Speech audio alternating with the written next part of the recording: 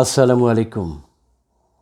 কবি মঈন উদ্দিনের একটি চমৎকার কবিতা, হে আমার নাফস।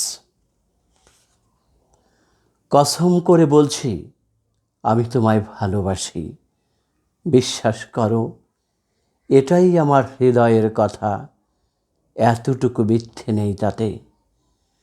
কিন্তু যদি দাবি হয় সীমানার বাইরে, কেবল তোমার পরিতৃপ্তি অনুযায়ী করজোড়ে নিবেদন করছি অক্ষমতা।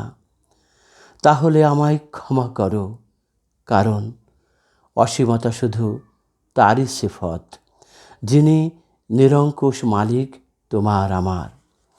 আবারও কসম করে বলছি, এই যে মাথার দিব্যি রইল, আমি সেই অবধি সাথী হতে চাই যতদূর সঙ্গী হতে পারে নাফসে মুতামাইন্না। বিশ্বাস করো আমার ভালোবাসারা ফুলের সৌরভে সুরভিত, মায়ের আঁচলে লজ্জারাঙা মুখ লুকানো অপাপ বৃদ্ধ মাসুম শিশুটির মতো। শেষ পর্যন্ত বিশ্বাস রেখে দেখো, আমি তোমায় পৌঁছে দেব আরশের ছায়ায়, পুলসিরাতের ঠিক ওপারে চিরশান্তির ঠিকানায়।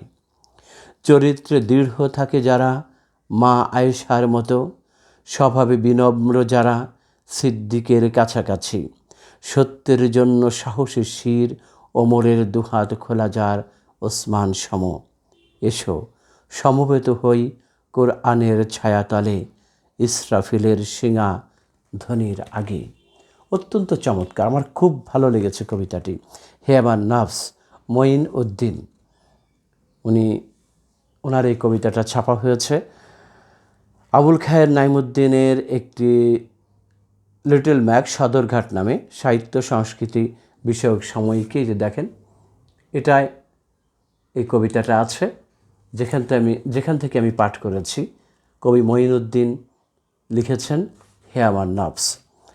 আমরা আমাদের নফসকে আমরা কন্ট্রোল করতে চাই, অনেকে পারি না, চেষ্টা করে শয়তানের ধোঁকায় পড়ে আমরা হেরে যাই শয়তানের কাছে। কিন্তু শয়তানের কাছে হেরে যাওয়া মানুষের শোভা পায়? মানুষ কিন্তু ফেরেশতার চেয়েও উপরে।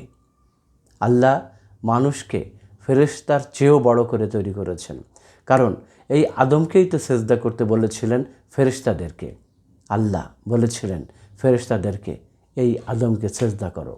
শুধু আজাজিল ফেরেশতা সেজদা করে নাই, পরে তাকে শয়তান হিসেবে আল্লাহ এই দুনিয়াতে পাঠিয়ে দেন।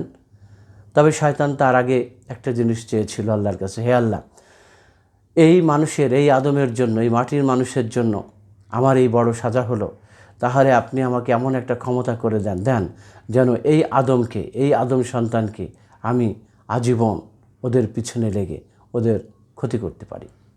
কিন্তু আমরা ওই শয়তানের চেয়ে অনেক উপরে, ফেরেশতাদের চেয়ে অনেক উপরে। আমরা শয়তানের কাছে পরাজিত হব না।